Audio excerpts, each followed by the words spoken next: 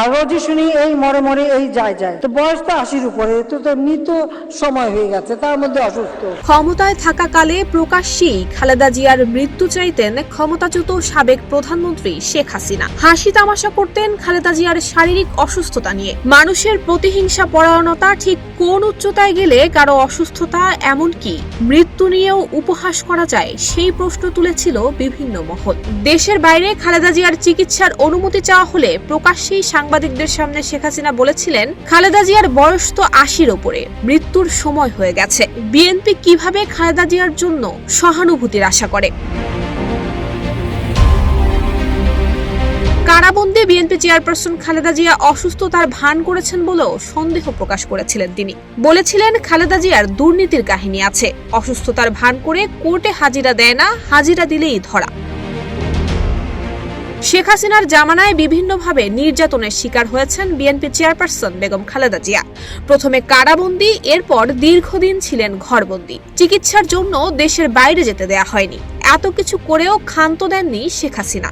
জনসম্মুখে কখনো খালেদা জিয়াকে কটাক্ষ করার সুযোগ পেলে তাতে যেন তিনি পৈশাচিক আনন্দ পেতেন।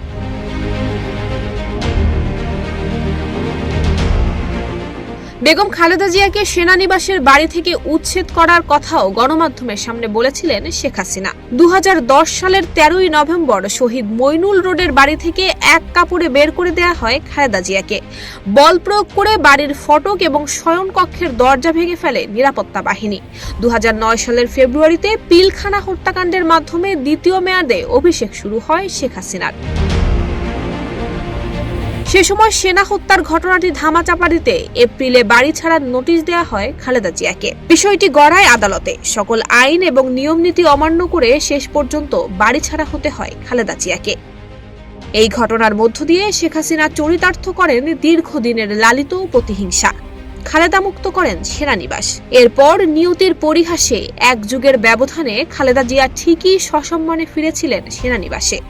সেনাকুঞ্জে সশস্ত্র বাহিনী দিবসের অনুষ্ঠানে অংশগ্রহণ করেছেন। অপরদিকে গণ অভ্যুত্থানের মুখে শুধু গণভবন নয়, দেশ ছাড়তে হয়েছে শেখ হাসিনাকে।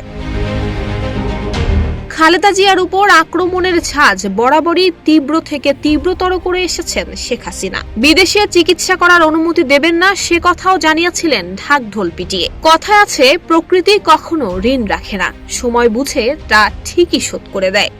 উন্নত চিকিৎসার জন্য কাতারের আমিরের পাঠানো বিশেষায়িত এয়ার অ্যাম্বুলেন্সে লন্ডন পাড়ি জমিয়েছেন খালেদা জিয়া। দীর্ঘ 7 বছর পর কাছে পেয়েছেন নিঃসন্তান পরিজনকে। দীর্ঘ বছর পর মা ছেলের আলিঙ্গনের এই দৃশ্য আবেগ আপ্লুত করেছিল দেশবাসীকে। নুসরাত জাহান মেহেক, ঢাকা পোস্ট।